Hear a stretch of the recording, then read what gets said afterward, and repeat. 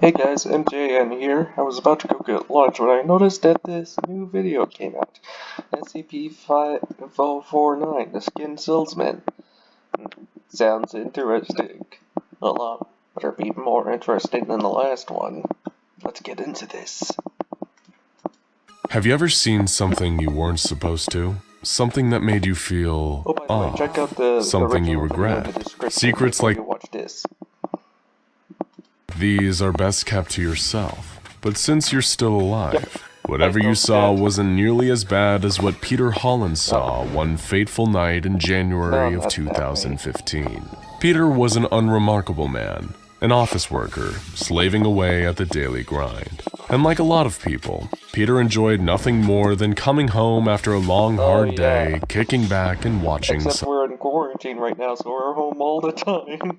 TV. It was this innocent activity that led to Peter's horrifying brush with SCP-5049, altering the course of his otherwise average life forever. The event started at around 10:05 p.m. Peter was channel surfing, glued to the couch in his sparsely furnished apartment. Commercials. FYI, I'm trying to make a list of all the locations and possible locations for all the SCPs, so maybe I can help these guys out with their stories. Commercials. As far as Peter's tired eyes could see, he paused for a moment to watch the end of an ad for a car he could never hope to afford on his salary.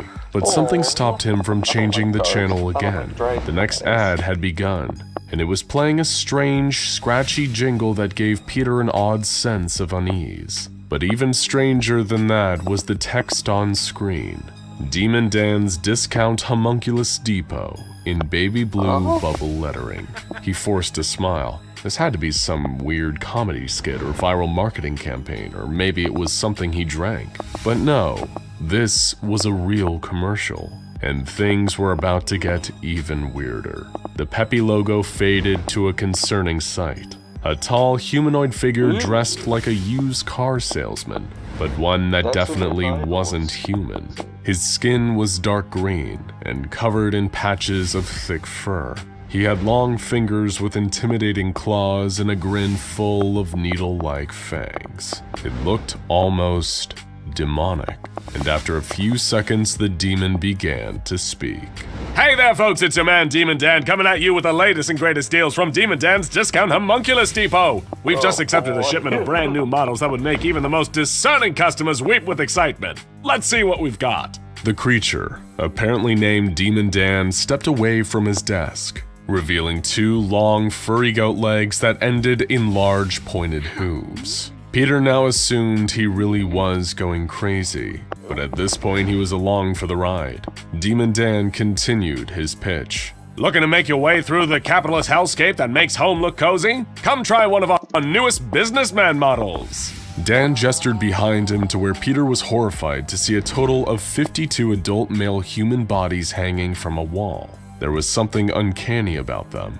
They seemed almost hollow, like a highly realistic costume or a prop from a horror movie. Peter didn't have much time to think about it though, as Demon Dan went on. If you're looking for an extra challenge of inequality, the businesswoman model may be a right fit for you. The commercial then revealed a wall of human female bodies strung up in a similar fashion. Now, you may be thinking, but Dan, business sounds hard, I just want to have some fun. And the fine team here at Demon Dan's Discount Homunculus Depot have got you covered. The camera zoomed out to show an area of the store filled with children's decorations, and more of these strange, hollowed-out human suits in child sizes to match. And who has more fun than kids? No one, that's who. For a limited time, the purchase of any child-size unit comes with a complimentary 50% off coupon for parental units. You just can't say no to a deal like that. Before Peter could process the madness that was unfolding before him, the camera cut again. The store's logo appeared on the screen once more, along with several cuts to locations around the store itself. There were more human bodies, hundreds of them. Demon Dan's sleazy voice rang out over all of it. Here at Demon Dan's Discount Homunculus Depot, we know it's not all fun and games. The bravest among us have a mission to accomplish. The Seven Lords are ever planning their invasion after all, so you're looking for function over form. Well, we've got that in spades down here in the Tactical Services Department. You'll be kicking ass in no time when you're wearing the latest models at the best prices. Seven Lords? Invasion? What did any of this mean? Suddenly, the camera was showing him a new room. Red curtains parted, revealing more of these person suits, several bearing a striking resemblance to real human celebrities. He managed to make out Gucci Mane, Avril Lavigne, Paul McCartney, and Britney Spears before Demon Dan's appearance once again drew his attention. I've got a special treat for you. We're happy to announce the VIP Lookalike Department. We all know how difficult the creation of homunculus is. It's a fine art that takes years of practice. So when a replacement order on VIPs comes in, every detail needs to be perfect. Unfortunately, that's not always the case. But for the right price, you too can look like famous icons from around the globe. The image of celebrity bodies faded from view, and Peter was left looking at the grinning Demon Dan standing behind the front desk of his impossible store once more. He said, "There you have it, folks. Come on down to Demon Dan's Discount Homunculus Depot. If you're viewing the advertisement, then you've been selected for entry. Please enter the nearest door for instant deals and upgrade those old duds for one of our newest models." LoopNet is the world's largest commercial real estate. This was a good video, and then you had to ruin it with your advertisement, LoopNet. What is wrong with you? Oh. What are you waiting for? Come on down! The logo popped up again, hovering above some bold text that said, "Please enter the nearest door." Peter had had enough. He switched off the TV. What a horror show, he thought. They should just warn you before they put short horror films on TV like that. He had no idea they could just slip them in among regular commercials. Surely Demon Dan and his store couldn't be real, right? But as his eyes drifted to the door in his room, he didn't feel quite so certain. Well, there was only one way to find out. Peter got up, went over to the door, took a deep breath, and walked through it. Peter Holland was never seen again. Not as himself, anyway. The SCP Foundation has long been aware of this sinister transmission, known as SCP-5049-2, and luckily has found ways to prevent it from claiming more victims. The Foundation Television Analysis Department, as well as webcrawler 40Y40, which is the software the Foundation uses to root out anomalous activity online, are always vigilant for signs of Demon Dan's commercial running. Just observing Demon Dan, who is himself classified as SCP-5049-A, and his ads put you in immediate danger, as they can transform any nearby doors into SCP-5049-1s. Those are interdimensional portals that remain active for around 15 minutes after viewing the ad. So then what specifically you have to wait 15 minutes? I'll wait 16. Is SCP-5049? It's the entire pocket dimension known as Demon Dan's Discount Homunculus Depot, a Kettier-class spatial anomaly constantly on the lookout for new human victims, which it transforms into fleshy suits for its demonic clients, which let them blend in around humans. Prior to its discovery by the Foundation, it's likely that Demon Dan and his associates claimed hundreds, if not thousands, of lives. But sadly, even discovering this anomaly came at a gruesome cost to the Foundation. On February 16, 2020, the ad played on Safe Storage Warehouse 13's break room television. At the time of the broadcast, 4 Foundation personnel were present, including Security Agent William Birkin. Worrying that this was a potential security threat, Agent Birkin investigated the door to a nearby closet. The second he opened it, he was transformed to the storefront of Demon Dan's Discount Homunculus Depot. He saw Demon Dan himself standing at the corner, while 4 smaller reptilian imps fought over a small flesh suit. Demon Dan scolded them, before turning his attention to Agent Birkin. Not another ad. Clorox, I know you're good and all, but stop it. Tis, you aren't supposed to be here, little man. How naughty. I'm gonna have to have a word with marketing once I'm through with you. Agent Birkin, fearing for his safety, drew his weapon and shot Demon Dan 3 times. The creature dematerialized before appearing right next to Agent Birkin and disarming him with a swift chop.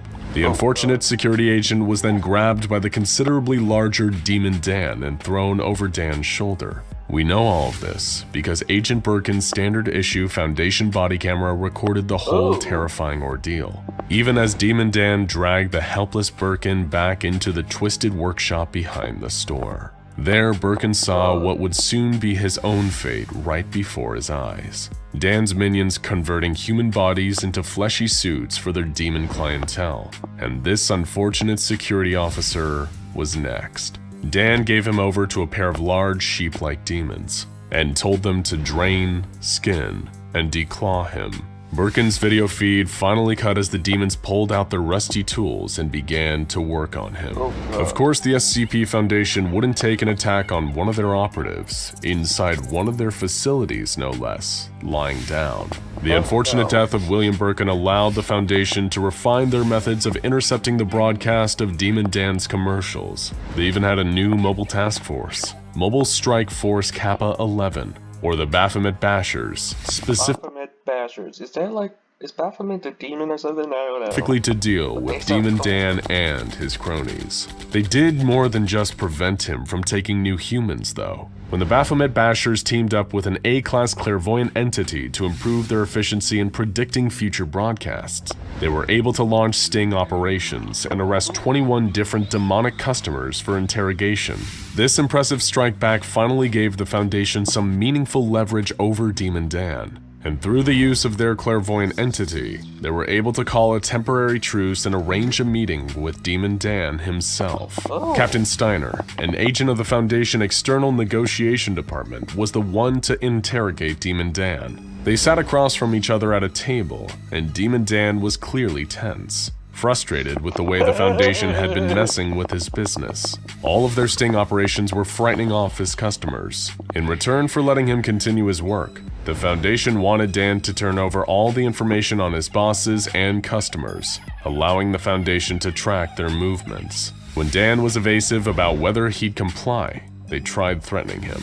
Dan laughed them off. Go ahead, take your best shot, little man. There's a dozen more just like me. You won't stop anything. Finally, he was pressured into giving a yes or no answer as to whether he'd willingly collaborate with the Foundation and act as an informant against his kind.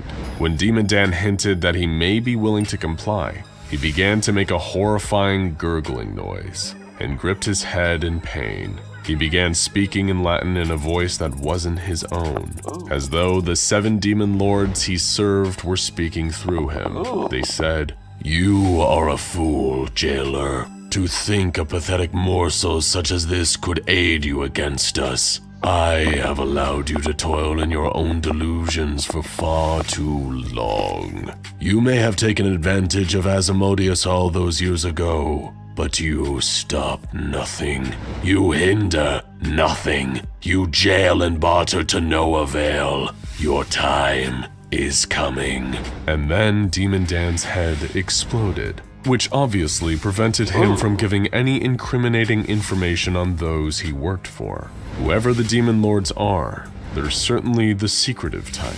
You may think that this is the end of Demon Dan's Discount Homunculus Depot and of SCP-5049, but soon another ad ran.